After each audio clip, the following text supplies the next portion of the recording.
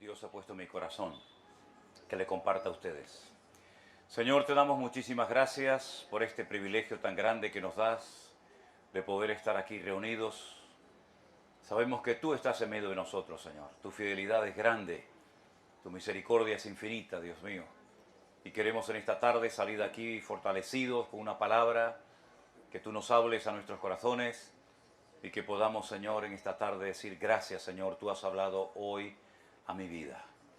Ponemos este tiempo en tus preciosas manos, Señor, en el nombre de Jesús. Amén. Y amén. Gloria al Señor. Hermanos queridos, me sorprende muchísimo el estado, no puedo decir del 100% de la iglesia, porque sería, bájame el volumen porque si no se va a terminar acoplando aquí, el estado de la iglesia del Señor. Cuando nos llaman y nos escribe la gente y nos dicen, pastor, es que usted predica la sana doctrina. ¿Y qué es lo que tiene que predicar un pastor? ¿Hay algún mérito que un pastor predique la sana doctrina? Si todos los predicadores y pastores del mundo predicaran la sana doctrina, la iglesia estaría en una situación mucho mejor de lo que está hoy en día. Pero la iglesia ha entrado en un ambiente, en un bucle, que parece que le cuesta mucho salir de él. Hemos estado en Colombia ahora hace unos días, incluso también en Quito, y lo que nos cuentan los hermanos, yo en 41 años que llevo sirviendo al Señor nunca lo había oído. De vez en cuando habíamos oído a algún pastor, pero es algo como generalizado. Y parece que ya es normal salir de una iglesia siempre herido, maltratado, humillado, parece que siempre está el dinero siempre de por medio. Yo le he preguntado muchas veces al Señor, Señor, ¿hasta cuándo va a durar esto? ¿Hasta cuándo va a durar esta situación? ¿No dice la Biblia que tenemos que ser la sal de la tierra? ¿Lo estamos siendo? ¿Está siendo la iglesia del siglo XX, del siglo XXI, la luz del mundo? ¿O ya hemos imitado al mundo en divorcios, en separaciones, en malos testimonios, en malos ejemplos, en corrupción? Porque hablamos de la corrupción que hay en el mundo y en la iglesia del Señor. Entonces, mis queridos hermanos, yo creo que ha llegado el momento de que nos demos cuenta de que la iglesia necesita una renovación total. Desde la cabeza hasta los pies, sin lugar a dudas. Cuando yo me convertí hace muchos años atrás, el evangelio era muy sencillo. Ore, lea la palabra, congréguese, dé testimonio de lo que el Señor ha hecho en su vida, y no había tanto lío ni tanto rollo, ¿verdad? Tantos métodos, tantas cosas extrañas. Yo he visto líderes agotados, hermanos que han perdido hasta su matrimonio, porque están todo el día haciendo algo, todo el día haciendo algo en la iglesia y se olvidan de sus hijos, se olvidan de sus esposas, se olvidan de sus maridos y por atender supuestamente a los demás, perdieron lo más importante que tiene una persona en la vida, que es su familia. Oímos de pastores que se casan, que se recasan, que se divorcian, que se fue con una, que se fue con otro. Y yo digo, pero si los apóstoles entraran a nuestras congregaciones hoy en día, si el mismísimo Señor Jesucristo entrara a muchas de las iglesias hoy en día, se quedarían horrorizados. Y dirían, yo no morí para esto. Yo no di mi vida en la cruz del Calvario para que esté dando mi iglesia, mi amada, mi esposa, semejante ejemplo o mal ejemplo al mundo. Los discípulos nos dieron su vida hasta la muerte y murieron quemados, crucificados, aserrados, torturados, para que la iglesia hoy en día fuera en muchas ocasiones señalada con el dedo por el mundo con razón. Porque la Biblia nos dice que cuando nos digan cosas mintiendo, bueno, vamos a gozarnos y alegrarnos, ¿verdad? Pero lo triste es cuando el mundo nos critica y nos señala con el dedo con razón, ¿verdad? Así que mis queridos hermanos, ha llegado el momento de tomarnos muy, muy en serio nuestra comunión y nuestra relación con el Señor. Hace 2 años el Señor le dio un parón al mundo y también a la iglesia. Y nos metió a todos en nuestras casas, yo creo que para que reflexionáramos y meditáramos acerca de lo que estábamos haciendo con nuestra vida. Muchas veces le he preguntado a muchos pastores, ¿usted por qué predica lo que predica? ¿Por qué hace lo que hace?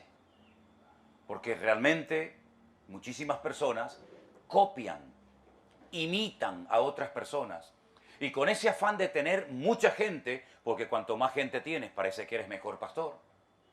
Y cuanto más gente tienes, tienes más renombre y más reconocimiento y más ofrendas y diezmos, ¿verdad?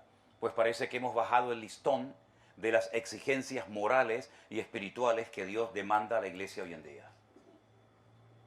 Hace no mucho tiempo visité la ciudad de Barcelona, lo comentaba hace unos días, y fui a una iglesia. Y pregunté por un joven que se congregaba en esa congregación y no lo vi.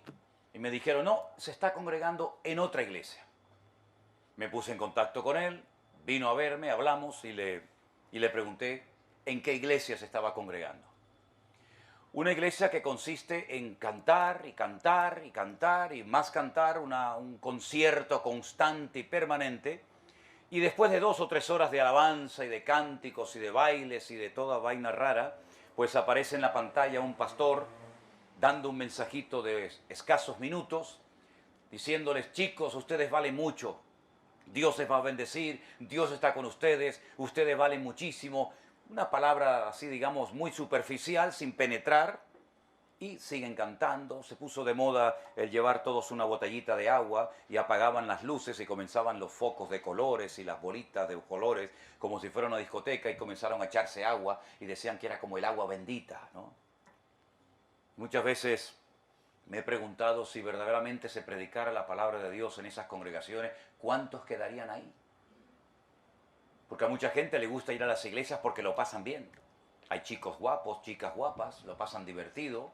El mensaje siempre pasa por encima de la cabeza, nunca nadie se siente aludido, puedes estar en adulterio, en fornicación, enganchado a la pornografía o a cualquier otro vicio y hábito y no pasa nada porque es algo siempre contento de la iglesia. Y la iglesia no la creó ni la diseñó el Señor y la puso en la tierra para hacerle la vida feliz a la gente, sino que la iglesia es el taller de Dios. Es el lugar donde Dios trata con áreas de tu vida que a lo mejor ni siquiera sabías que estaban mal, pero que a la luz de la palabra de Dios, el Señor te confronta. ¿Se acuerdan ese pasaje bíblico donde dice la Biblia que un día los discípulos del Señor Jesucristo le dijeron, Señor, hoy ha habido gente que después de escucharte se ha ido enfurecida, se ha ido desanimada, se ha ido golpeada porque por lo visto ese mensaje les había sentado mal? El Señor Jesucristo, ¿qué le dijo a sus discípulos? ¿Se quieren ir ustedes también? Aprovechen. Si piensan ustedes que porque se ha ido la gente yo voy a aminorar y voy a bajar el listón de las exigencias de mi Padre y poner una santidad light, sin compromiso, pues se equivocan. Así que si alguien se quiere ir, aproveche y se van. Y entonces encontramos las palabras de aquel varón de Dios, Pedro, que dijo, Señor, ¿a dónde vamos a ir? Si solamente tú tienes palabras de vida eterna. Hermanos queridos, yo quisiera en esta tarde leerles un pasaje muy conocido por todos ustedes, que se encuentra en el Evangelio según San Juan, el capítulo 5. Dicho sea de paso, si no hubiera sido por Juan, nunca habríamos sabido de esta historia que les voy a contar ahora. Porque Mateo, Marcos y Lucas no hacen ninguna referencia a esta historia, muy bonita, muy interesante. Juan capítulo 5 nos habla acerca de la visita del Señor Jesucristo al estanque de Betesda. En Jerusalén, hasta el día de hoy, se pueden visitar 2 estanques. Uno dentro de la ciudad, en el centro mismo de la ciudad antigua de Jerusalén, llamado el estanque de Betesda, y otro a las afueras de la ciudad, ¿verdad?, llamado el estanque de Siloé. Hay un pasaje en Juan capítulo 9 que nos habla acerca del estanque de Siloé, pero hoy vamos a hablar del otro estanque, el estanque de Betesda. En Juan capítulo 5, verso 1, la palabra del Señor dice, después de estas cosas había una fiesta de los judíos y subió Jesús a Jerusalén. Y hay en Jerusalén, cerca de la puerta de las ovejas, hoy en día no se llama la puerta de las ovejas, sino la puerta de los leones, un estanque llamado en hebreo Betesda, el cual tiene 5 pórticos. En estos yacía una multitud de enfermos, ciegos, cojos, paralíticos, que esperaban el movimiento del agua. Porque un ángel descendía de tiempo en tiempo al estanque, agitaba el agua, y el primero que descendía al estanque después del movimiento del agua quedaba sano de cualquier enfermedad que tuviese. Había allí un hombre que hacía 38 años que estaba enfermo. Cuando Jesús lo vio acostado y supo que llevaba ya mucho tiempo así, le dijo: ¿quieres ser sanado? Señor, le respondió el enfermo, no tengo quien me meta en el estanque cuando se agita el agua. Y entre tanto que yo voy, otro desciende antes que yo. Jesús le dijo: levántate, toma tu lecho y anda. Y al instante aquel hombre fue sanado y tomó su lecho y anduvo, y era día de reposo aquel día. ¿Cuántos dicen amén? Amén. Gloria a Dios. Muy cerca del estanque de Betesda, a unos escasos metros, hay un pasillo que llevaba directamente al templo de Jerusalén. Como bien saben ustedes, el templo de Jerusalén era el centro religioso de la época para todos los judíos. De hecho, hasta el día de hoy siguen llorando, clamando y pidiendo cada día, varias veces, para que se vuelva a reconstruir. En este caso sería el tercer templo de Jerusalén. Los judíos no sabían vivir sin templo, porque era el único lugar de la tierra, no solamente dentro de Israel, sino en el mundo conocido, donde el judío podía subir a celebrar sus sacrificios. Y como bien saben ustedes, la Biblia dice que sin derramamiento de sangre no hay remisión de pecados. No podía una persona en el patio de su casa, ¿verdad?, sacrificar un animal al Señor y de esa manera obtener el perdón de sus pecados. No podía hacerse de esa manera. La gente tenía que ir al templo de Jerusalén. Y los sacerdotes, los levitas, ministraban, y así era la vida religiosa del pueblo de Israel en aquel tiempo. Por lo tanto, el centro religioso de todas las tribus de Israel era el templo que estaba en el monte Moriat. La palabra Moriat en hebreo significa Dios es mi maestro. Moriah es maestro, Yad es Dios, Dios es mi maestro, donde me enseña lecciones espirituales. En ese monte fue donde Abraham subió siglos atrás con Isaac para sacrificarlo. Aún está la piedra donde Abraham colocó a su hijo. Y en ese lugar fue donde David también subió en una ocasión, cuando estaban muriendo la gente por todas partes del país. Y él compra ese territorio a un tal Arauna, el Jebuseo, y allí cesa la mortandad después de hacer un sacrificio al Señor. Muy bien. En ese lugar, teóricamente, era donde estaba la gloria, la presencia del Señor, pero hacía mucho tiempo que ya la gloria de Dios no estaba en aquel lugar. Ni siquiera el arca de la alianza. ¿Saben lo que es el arca, verdad? Donde se ocultaban los 10 mandamientos, el maná, la vara de Aarón, etc. Ni siquiera en los tiempos de Jesús estuvo el arca de la alianza. Ya la había escondido siglos atrás el profeta Jeremías. Quiero decirles que cuando Salomón fue a construir el templo, pidió ayuda al faraón de Egipto, hizo un pacto, se casó con la hija del faraón, porque iba a construir un templo enorme, una mega estructura, y él tenía los planes, tenía el diseño, tenía los recursos, pero no tenía la tecnología de la época para construir dicho templo. Pero los egipcios ya habían construido muchos siglos atrás aquellas pirámides enormes, y entonces hay una tumba en Jerusalén, en el Valle de los Huesos Secos, que tiene forma de pirámide, donde está enterrada la hija del faraón. Y fue el faraón el que le ayudó a Salomón y otras naciones a levantar el templo. En la puerta del templo había algo curioso, que muchas veces la gente no se percata de ello, y es que pusieron 2 columnas. Dice que eran de bronce y el capitel era de plata. 2 columnas que no soportaban nada. Las columnas supuestamente se hacen para soportar un peso, ¿verdad? Pero en este caso, estas columnas que tenían nombre, cada una de ellas, no había nada que soportaran. Eran 2 columnas en la puerta del templo. ¿Nunca se han preguntado, ¿y para qué esas 2 columnas? Si no soportan nada, déjenme que les explique. Esas columnas eran como una especie de pistón que bajaban y subían. Y por debajo del templo se descubrió que había como una rampa gigante que llegaba desde la parte de afuera, la parte más exterior, el atrio, hasta el lugar santísimo. Y esas columnas, cuando bajaban y subían, esa rampa que estaba por debajo del templo, bajaba y subía.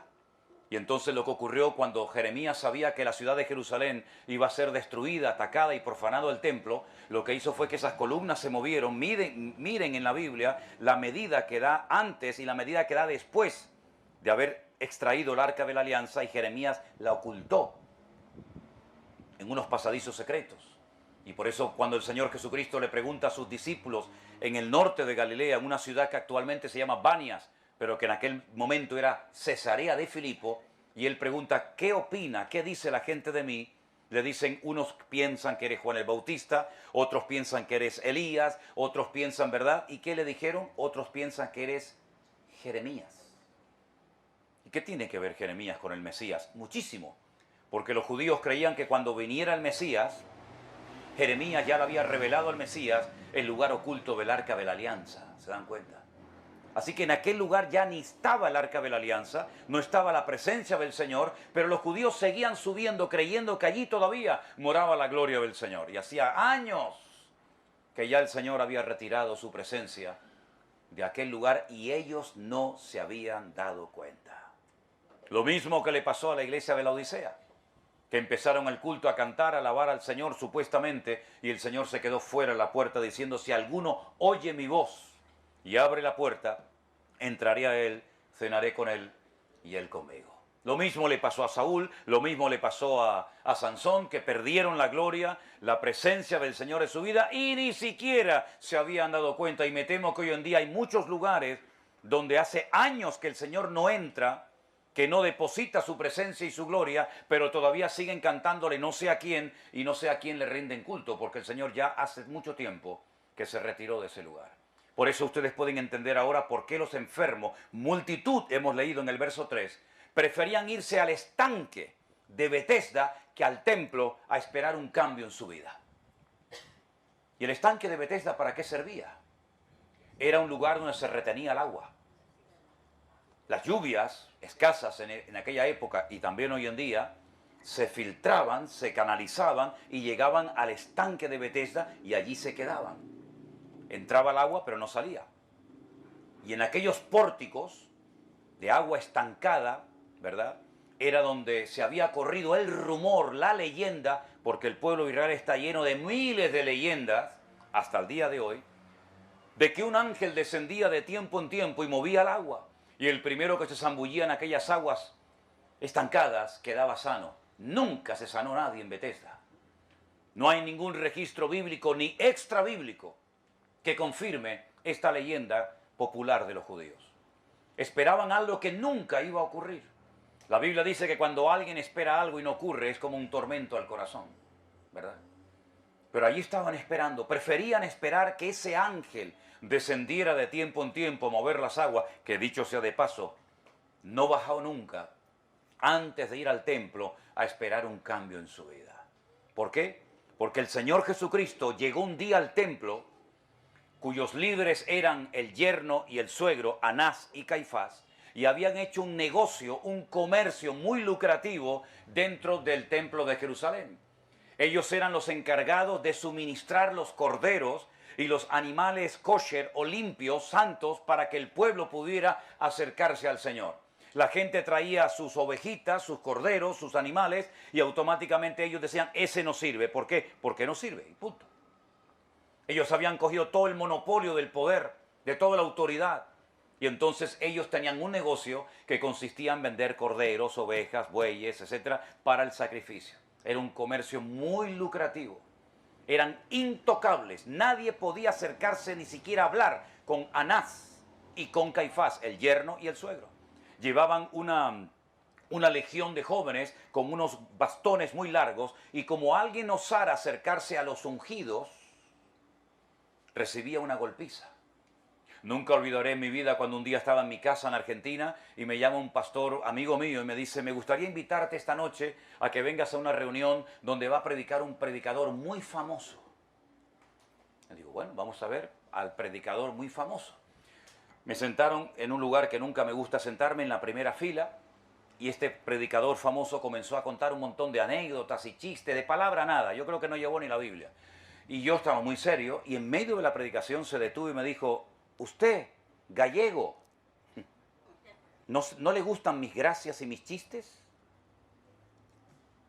Cuando terminó el culto fuimos a la parte de atrás a saludarlo y yo, bueno, le fui a dar la mano y se me tiraron 2 o 3 hombres así de grande y me dijeron, no toque al ungido de Jehová. Y yo dije, ¿este es el famoso? ¿El famoso de qué? Eso pasaba en la época de Jesús, no es nada nuevo, no hay nada nuevo bajo el sol, hermanos. Eran intocables Anás y Caifás. Cuando el Señor Jesucristo entra al templo, sabiendo el negocio que estos dos hombres tenían allí montado, dice la Biblia que volcó las mesas de los que estaban dentro del templo negociando con las cosas sagradas de la obra de Dios, hizo un látigo y los sacó a todos a patadas. Y dijo algo tremendo que todos sabemos: habéis convertido mi casa de oración en una cueva de ladrones. Y los culpables habéis sido vosotros. Ustedes han sido los culpables de haber contaminado mi casa. Fíjese lo que ocurre a continuación. La Biblia dice que una vez que el Señor entra dentro del templo, lo limpia de adentro hacia afuera. Si ustedes leen los relatos de los evangelios de esta purificación del templo, dice que comenzaron a subir jóvenes y niños y alababan al Señor. Y estos, que eran unos religiosos, que no estaban acostumbrados a esa libertad en el Señor, dice que le dijeron al maestro: diles que se callen. Les molestaba la alabanza en la casa de Dios. Y el Señor le dice: si estos callan, las piedras hablarían. Y dice a continuación que ciegos, cojos, mudos, paralíticos, comenzaron a subir al templo y todos eran sanados. ¿De dónde salió esa multitud de tanta gente enferma? Del estanque de Betesda, que estaba a menos de 100 metros de la puerta principal del templo de Jerusalén. ¿Por qué antes no pasaba nada en aquel templo? Porque estaba contaminado, estaba sucio, y el Señor tuvo que ponerlo en orden, porque nuestro Dios es un Dios de orden. Y donde hay orden, el Señor se siente cómodo y a gusto, pero donde hay desorden y donde no es Él el centro de atención, el Señor retira su gloria y retira su presencia. Pueden seguir cantando, canten lo que quieran, y pueden seguir derramando miles de litros de sangre, y pueden hacer todas las liturgias que quieran, pero mi casa, si no es casa de oración, casa de comunión, casa de santidad, Dios no está en ese lugar. Y por eso muchas veces cuando la gente me llama y me dice: pastor, me pasa esto, me dicen esto, y me han hecho, en algunas ocasiones he dicho, y no me avergüenzo de decirlo, y me reitero: salga corriendo de ese lugar inmediatamente, para que no se haga usted copartícipe de lo que critica, de lo que sabe que está mal, de lo que sabe que es antibíblico, pero usted no se va porque tiene un cargo y no quiere perder el cargo. Y esa es la forma como predicamos la palabra de Dios, al que le guste bien y al que no también. Y por eso la gente iba al estanque de Betesda, porque preferían esperar al lado de aguas putrefactas antes de ir al templo a perder el tiempo. Hoy en día no hay templo y tampoco necesitamos templo, ¿verdad? Porque nosotros somos el templo del Espíritu Santo de Dios, el cual mora en nosotros. Pero ese templo, nuestras vidas, tienen que mantenerse alineados con el Señor.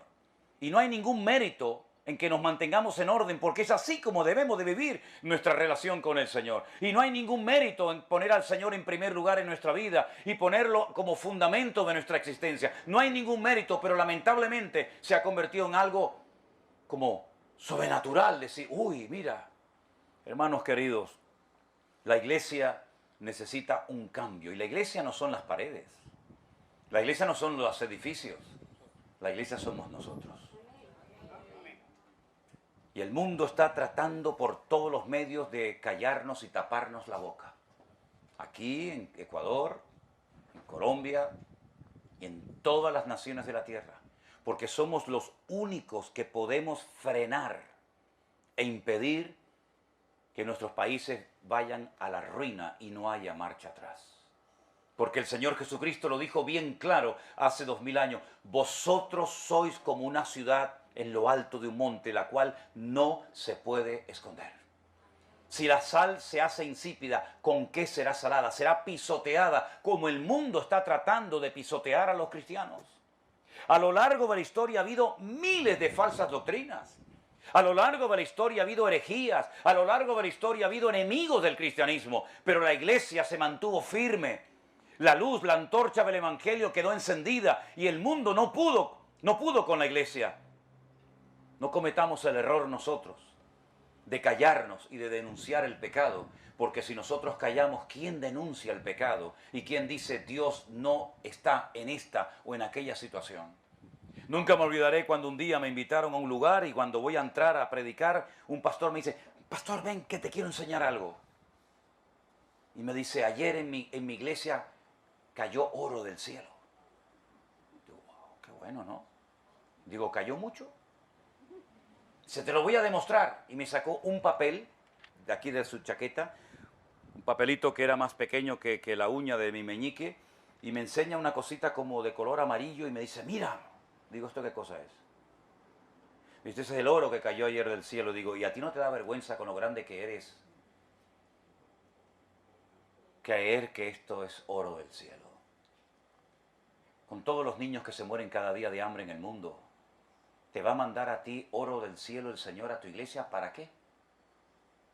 Entonces apareció el otro pastor que lo habían invitado a predicar con todos sus collares de oro y sus anillos y sus pulseras. Y entonces le pregunto, ¿le puedo hacer una pregunta a usted, amigo? Claro, a él lo llamaban el gran apóstol. Y yo lo llamé, amigo, ¿le puedo hacer una pregunta? Y como que no le gustó. Pero se la hice igual. Digo, ¿usted para qué lleva toda esa basura encima? Y me dice, para provocar a la fe a los hermanos. Le digo, ¿a la fe o a la avaricia? Yo no tengo que provocar a la fe trayendo collares de oro. Yo provoco a la fe viendo cómo es mi familia y cómo vivo yo y cómo se mueve el Señor en nuestra vida, pero no necesito demostrar con anillos ni con cadena la fe que tengo, porque la fe se huele a 20 kilómetros, mi hermano. Pero esa es la pura realidad de nuestras iglesias hoy en día, o de muchas congregaciones hoy en día. Y la pregunta es, ¿usted está contento con esta situación? Muchos de ustedes, no digo todos, pero muchos de ustedes han visto todas estas cosas que se han hecho. Y muchos han salido horrorizados de iglesia. Y muchos se fueron al mundo porque no quieren saber nada de iglesias, de pastores, de Biblia, ni de nada, ni de nadie. Me acuerdo que una vez entré a una tienda a comprar algo en Canarias y el muchacho que me atendía habló con acento colombiano. Y yo le dije, tú eres colombiano. Y me dijo, ¿usted cómo lo sabe? Y le dije, bueno, porque yo tengo muchos amigos colombianos. Soy pastor evangélico y sin conocerme de nada, la primera vez en su vida que me veía, me dice, ustedes los pastores son los que le roban la plata a la gente, ¿no? Y le dije, tranquilito, tranquilito, no te pases, muchacho, que tú a mí no me conoces de nada. Ese es el concepto que ese muchacho tenía de los pastores evangélicos, los que le roban la plata a la gente. Es hora de que levantemos el testimonio del Evangelio, mis queridos hermanos. Ha llegado el momento de que le demostremos a esta sociedad, a nuestras naciones, que el Señor Jesucristo no está en nada de eso.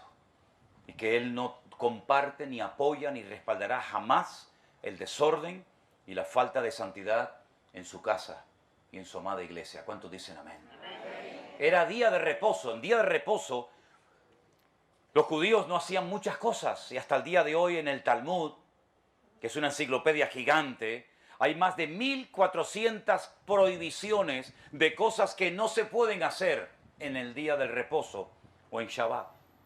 Pero el Señor a propósito cambió la vida de este pobre hombre que iba a estar toda la vida esperando algo que nunca le iba a suceder. Pero cuando el Señor Jesucristo entra en una familia, en una vida, la transforma para siempre y nunca más vuelve a ser la misma persona. Y en aquel día el Señor Jesucristo fue al estanque de Betesda y un día vino a tu vida y a la mía. Apláudele al Señor si quieres. Toda la gloria sea para Él. Toda la gloria para ti, Señor. Y el Señor hizo en décimas de segundo lo que 38 años de espera inútil e innecesaria habían producido. Yo creo muchísimo en el poder de la palabra de Dios, ¿saben? Muchísimo. No tengo la más mínima duda que cuando una persona abre este santo y sagrado libro, que ha llegado a nuestras manos después de haber sufrido tanta persecución y críticas y tantas vidas han muerto para que este libro llegara intacto a nuestras manos, es capaz de cambiar vidas, romper ataduras espirituales, complejos, traumas, hacer huir a demonios, hacer cambios en matrimonios destrozados por los cuales nadie apostaba, ¿verdad? He contado recientemente algo que me sucedió en la ciudad de Sevilla hace muchos años, cuando se montó una carpa enorme. Ahora cuando veníamos vi un circo por ahí, y habíamos montado una carpa enorme, muy grande, más grande que esa de que está ahí en el circo en Manta. Y todos los días se predicaba la palabra de Dios, todos los días, todas las noches. Y comenzaron a venir muchos jóvenes, Sevilla es una de las ciudades más idólatras del mundo. Sevilla fue la sede de la Santa Inquisición en España. Y es terrible la historia que tiene esa ciudad en cuanto a derramamiento de sangre de judíos, de cristianos, etc. Y llegó una parejita de un pueblo cercano y ella me preguntó si era bueno, si es correcto adorar imágenes. Y yo le dije, ¿tú tienes Biblia en tu casa? Y me dijo, sí, tengo una grande. Digo, pero no la has leído en tu vida, ¿verdad? Dice, no. Digo, pues te voy a pedir algo. Cuando llegues a tu casa, quiero que la abras por el segundo libro de la Biblia, empezando por el principio, el libro de Éxodo, y vayas al capítulo 20 y lo leas detenidamente.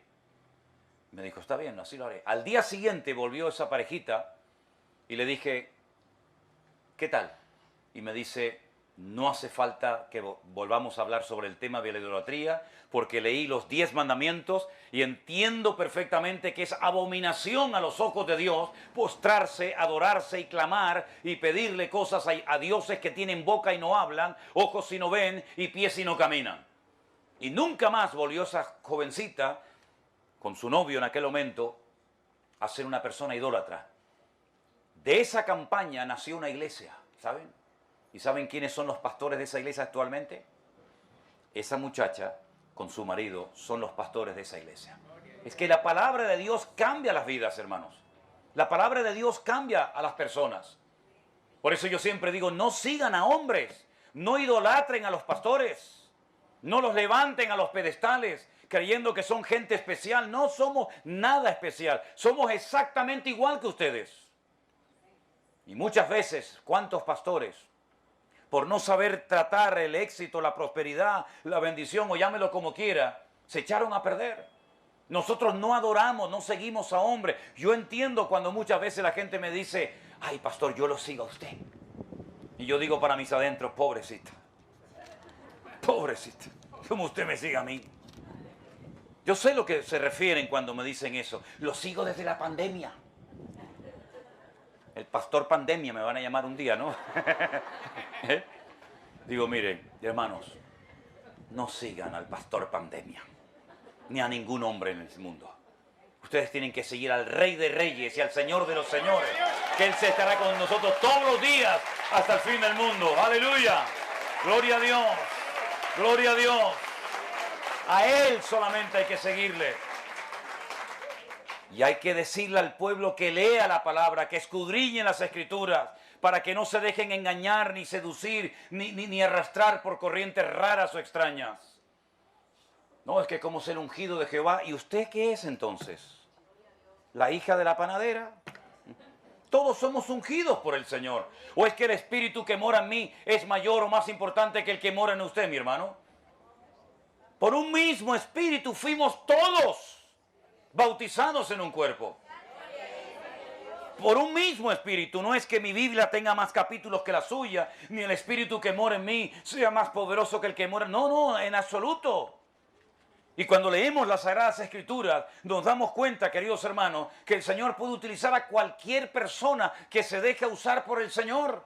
Ya sé que hay dones y talentos y habilidades, y unos crecen al 30 y unos al 60 y otros, ya sé todo eso, ya lo sé. Pero no quiero que en ningún momento vayan a pensar ustedes, queridos hermanos, que hay como unos escogidos, hay como una élite, ¿verdad? Hay como una casta de ungidos intocables. No, mi hermano, Cristo se dejaba tocar por la gente. Cuando me dice la gente, ¿me puedo acercar a usted? Digo, claro, ¿cómo no se la puede acercar? ¿Me puedo sacar una foto con usted? ¿Pero con quién están hablando ustedes? ¿Con el Papa de Roma o qué? Ustedes están hablando con un hombre de carne y hueso. Yo no soy un pastor perfecto. Probablemente nunca lo sea. Y no soy un padre perfecto y no soy un marido perfecto. Somos todos exactamente iguales delante del Señor, queridos hermanos. Y por eso esta historia a mí me conmueve, porque el que cambió a este hombre no fue ningún hombre, fue el Señor Jesucristo.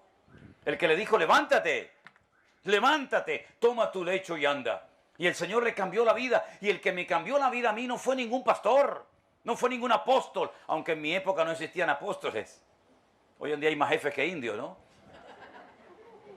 El que me cambió la vida y el que me sanó y el que me liberó fue mi Señor Jesucristo. Y eso es lo que tenemos que decirle a la gente. que ha llegado el momento de mirar solamente al Señor. ¿No se han dado cuenta que lo que hizo el Señor en los días del confinamiento? Mientras yo ponía mi teléfono y hablaba, creyendo que alguien me estaba viendo, escuchando, pero no sabía si había alguien detrás. ¿No se dan cuenta cómo el Espíritu de Dios tomaba aquella palabra y se movió por todas las naciones de la tierra? Y cientos y miles de personas aceptaron al Señor y se les cayeron las escamas de los ojos. ¿Quién ha hecho esa obra? ¿Quién es el que ha mantenido esa obra? Yo, en absoluto, hermanos. Si yo no sabía nada de lo que Dios estaba haciendo. Si cuando llego a un lugar digo, pero ¿de dónde salió tanta gente? Ha sido el Espíritu de Dios el que ha hecho la obra. Y no le vamos a dar nunca la gloria ni la honra a nadie, más que solamente a nuestro Dios. Claro, este hombre al día siguiente lo cuestionan y le dicen, pero es que no se puede hacer milagros en día de reposo. Hermanos queridos, nosotros no queremos ser esclavos nunca más de nada ni de nadie. Nosotros solamente queremos honrar y servir y adorar a nuestro Señor Jesucristo. Y usted lo que tiene que hacer es lo mismo que yo hago. Cuando tiene un problema, póngase de rodillas. Yo por lo menos es lo que hago. Cierro la habitación, no le cuento a nadie nada, y mi Padre que me ve en secreto me recompensa en público. Eso es lo que dice la Biblia. No hay ningún secreto, no hay una varita mágica. ¿Qué hará este hombre? ¿Qué hace este hermano? Eso es lo que yo hago, hermano. El día que el presidente de nuestro país declaró el estado de alarma y la gente entró en pánico diciendo, ¡guay! Que viene el anticristo, que viene el nuevo orden mundial, y la gente estaba muerta de miedo. Yo esa misma noche me puse de rodillas y le dije al Señor, Señor, si esta es tu obra, si esta es tu iglesia, cuídala, bendícela, y aquí estamos delante de ti. Y entonces comenzamos a hacer lo que hemos hecho toda la vida, seguir predicando con uno, o con 1000, o sin ninguno. Y predicábamos a sillas vacías. Es una sensación muy rara, ¿eh? Predicar a sillas vacías, pero recuerdo aquellos días con mucho cariño. Porque allí el Señor probó nuestra fidelidad. Allí el Señor probó nuestra fe.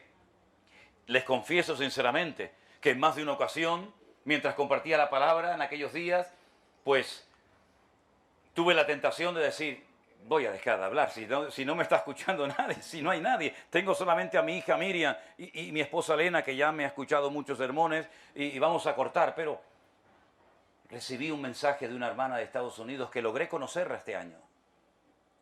Me dijo, hermano, ¿usted se acuerda cuando alguien le escribió y le dijo, pastor, cuando usted piense que nadie está escuchando ni viendo, es cuando más gente te está siguiendo y viendo en las redes sociales? Y le dije, sí, me acuerdo de aquello. Me dio una fuerza tremenda aquella palabra. Dice, yo fui la que le mandé ese mensaje. Hermanos queridos, ha llegado un tiempo diferente para la iglesia del Señor. Algunos no entienden el concepto iglesia virtual. ¿Qué es eso de iglesia virtual? Algunos me han dicho, pero si eso no es bíblico. Digo, entonces el que ha sanado a los enfermos, el que ha unido matrimonios, el que ha restaurado vidas, el que ha hecho que miles y miles de personas en todo el mundo llegaran a los pies de Cristo, ¿quién fue entonces el que hizo eso? ¿Quién es el que hace que no nos hemos visto en la vida y nos vemos en un minuto y parece que nos amamos y nos conocemos de toda la vida? ¿Quién es el que pone ese amor y esa unidad entre nosotros? ¿Quién es el que hace posible que hermanos viajen 18, 20 horas, días y días en auto para venir a un lugar a escuchar palabra de Dios? ¿Quién es el que mueve todo eso? ¿Un hombre? ¿Un demonio? ¿O será el Espíritu de Dios que está bendiciendo su obra porque hay hambre de palabra en el pueblo de Dios y la gente recorre lo que haga falta con tal de que alguien predique la sana doctrina? ¿No es el Señor el que avala y el que respalda su obra? ¿Cómo íbamos nosotros a mandar a gente recién convertida, salida del catolicismo, salida del ateísmo, salida de cosas terribles? ¿Cómo íbamos nosotros a mandar a esos niños recién nacidos a iglesias donde nada más entrar por la puerta ya te están diciendo cuánto ganas y cuál es tu patrimonio y tiene que dejar su... ¿Vamos a mandar a nuestros hijos al campo de batalla para que los maten? No, mi hermano, en absoluto. Y cuando nos escribían aquellas ancianas de diferentes partes del mundo y nos decían, pastor, yo no puedo salir de mi casa porque donde yo vivo en Canadá hay 40 grados bajo cero y no hay servicio público. O cuando me escribió aquel señor que lleva 7 años tetrapléjico en una cama sin poder moverse, ¿a qué iglesia lo mandamos? ¿A dónde lo mandamos? O mandamos a la gente a esas iglesias donde nos decían los hermanos, pastor, yo me fui porque el pastor me exigía todos los meses que le diera una cierta cantidad de dinero dentro de un sobre en la mano y si no, no me bautizaba. A esas iglesias vamos a mandar a nuestros hijos nacidos en pleno confinamiento. Entonces oramos al Señor y dijimos, Señor, muéstranos, ¿qué hacemos, Padre? Yo nunca leí un libro, ni nunca fui a una escuela bíblica, nunca me explicaron, nunca supe nada de lo que es y cómo se organiza una iglesia virtual. Pero oramos al Señor y dijimos, hermanos de todas las naciones, que no tengáis pastores, que no estéis congregados en una iglesia. Si ustedes quieren que les pastoreemos, que les atendamos, pónganse en contacto con nosotros. Y recibíamos centenares de papeles todos los días. Y después decimos, ¿y ahora? Este es de Panamá. Este es de las Islas Caimán, este es de Argentina, este es de Japón, ¿Cómo organizamos? Si aquí es de día, aquí es de noche. Otra vez oramos al Señor, Señor, danos sabiduría. ¿Cómo hacemos? Formamos 3 grupos, 1, 2 y 3. El 1 para los americanos y México y Alaska y Canadá y el Caribe. El 2 para todo Centroamérica y Sudamérica. Y el 3 para lo que es toda Europa, España, Israel, etcétera, etcétera. Y ahora, ¿quién ponemos al frente de la obra? Porque siempre todos quieren hablar con el mismo.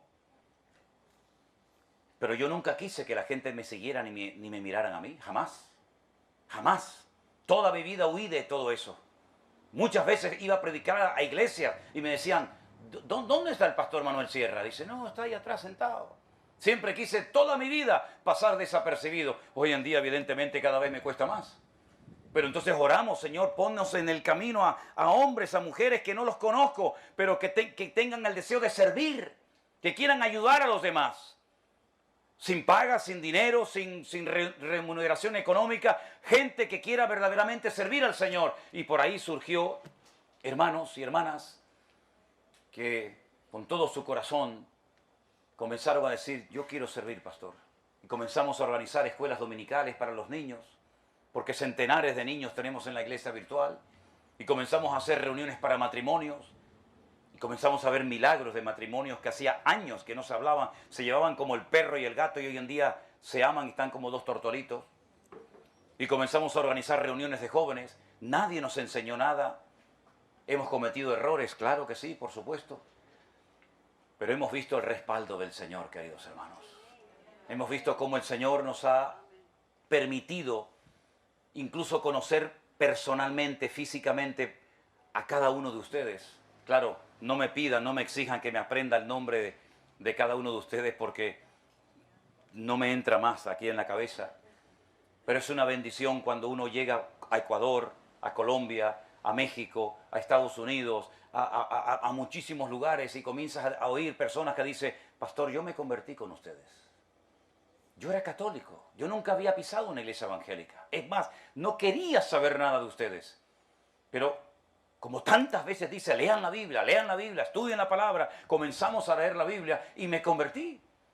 Una señora en Costa Rica tuvo un encuentro con el Señor tremendo y dejó la iglesia católica y hoy en día es una mujer cristiana que sirve y honra al Señor, pero al Dios vivo, no al Dios muerto. No al Dios de la religión, sino al Dios creador del universo. Y cada día vemos milagros y cada día vemos cómo la gente está contenta y agradecida con el Señor. Nunca hemos pretendido sacar a nadie de las iglesias, nunca, jamás. Usted tiene iglesia, quédese ahí, apoya a su pastor, ame a su pastor, respalde a su iglesia. Pero si usted no tiene una iglesia, pues aquí estamos, hermano. Y hemos tenido un encuentro maravilloso en Ecuador, donde hay un montón de hermanos que se vieron por primera vez, solamente se veían por una pantalla, pero ahora se conocieron, se abrazaron y dije, hermano, yo te he visto a ti durante tanto tiempo y ahora veo como estos hermanos que están ahí. Ahí hay un montón de hermanos de varias partes del mundo que están viendo y disfrutando de este culto en tiempo real. Yo creo que si el Señor Jesucristo y los apóstoles hubieran tenido los medios que tenemos nosotros hoy en día para difundir el Evangelio, seguro que lo hubieran usado. Totalmente convencido que el apóstol Pablo no solamente se hubiera limitado a escribir epístolas, sino que hubiera tenido Facebook, Instagram y YouTube y hubiera tenido estas herramientas poderosas para llegar en tiempo real y meterte en miles de hogares al mismo tiempo sin pedir permiso. Y es una obra maravillosa que el Señor comenzó y nada ni nadie la va a detener, porque lo que el Señor empieza lo termina y el Señor va a perfeccionar su obra para su honra y para su gloria. ¡Aleluya! ¡Gloria a Dios! Gloria a Dios, Dios es bueno. Y hemos conocido muchos estanques de Bethesda, donde la gente se estaba muriendo sin recibir palabra de Dios. Hasta que llegó la palabra viva y eficaz. Como decía el salmista, ¿con qué limpiará el joven su camino? Con guardar tu palabra. Y eso es lo que hacemos, ni más ni menos, predicar la palabra del Señor. Y vemos cómo la gente, sin decirles nada, el espíritu que mora en ellos les pone en su corazón que ha llegado el momento de poner en práctica el bautizarse de adulto, como enseña la palabra de Dios. Y eso lo hace el Señor. Y hemos visto cómo parejas que han convivido, pero no estaban realmente casados, ni delante de Dios, ni delante de los hombres, han sentido en su corazón decir, oye, vamos a poner en orden nuestra vida y hacer un ejemplo a nuestros hijos, ¿sí? Y hemos tenido ahora bodas en Colombia, y estamos teniendo bodas por todas partes, y estamos viendo cómo los padres se dan cuenta de que hoy en día es dificilísimo educar a un hijo, por las presiones terribles que están recibiendo, que les quieren meter a la fuerza cosas antibíblicas, y ahora dicen, vamos a presentar a nuestros hijos al Señor, y vamos a pedirle sabiduría, porque hoy en día, sin la ayuda del Señor, es imposible poder educar a un hijo. Así que estamos viendo cómo el Espíritu de Dios se está moviendo y está trayendo un renuevo a los que quieren ser renovados por la presencia del Señor. Y yo les agradezco con todo mi corazón el esfuerzo que todos y cada uno de ustedes han hecho por venir a este lugar. Y espero que no hayan venido solamente por conocernos a nosotros personalmente. Ya me conoció, ya me pellizcó, ya me abrazó, ya se sacó la foto, ya está.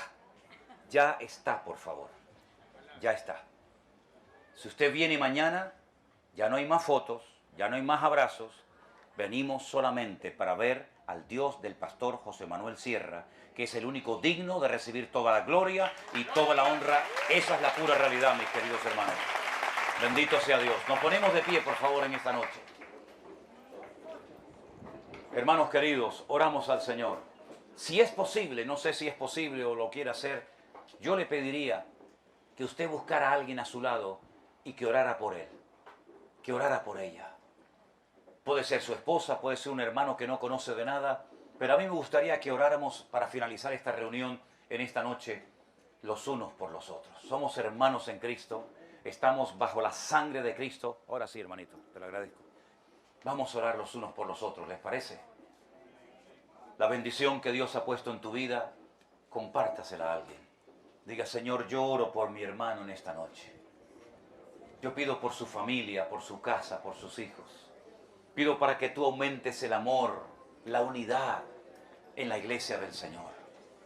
Yo pido, Señor, que nos mantengamos unidos en este mundo enfermo y caótico, que te ha dado las espaldas, que te ha rechazado, Señor, pero nosotros estamos aquí y que te pedimos, queremos ser la luz del mundo, queremos ser la sal de la tierra, no queremos que el mundo apague la luz del Evangelio.